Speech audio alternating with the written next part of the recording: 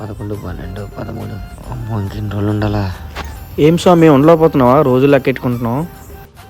ఉండలేక కాదు స్వామి, ఆ పంబా నది ఇరుమేలు ఎలా ఉంటాయో చూద్దామని చాలా ఆతృతగా ఉంది స్వామి.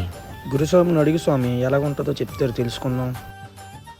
స్వామి శబరిమల యాత్ర ఎలాగుంటుందో ఒకసారి చెప్పండి స్వామి.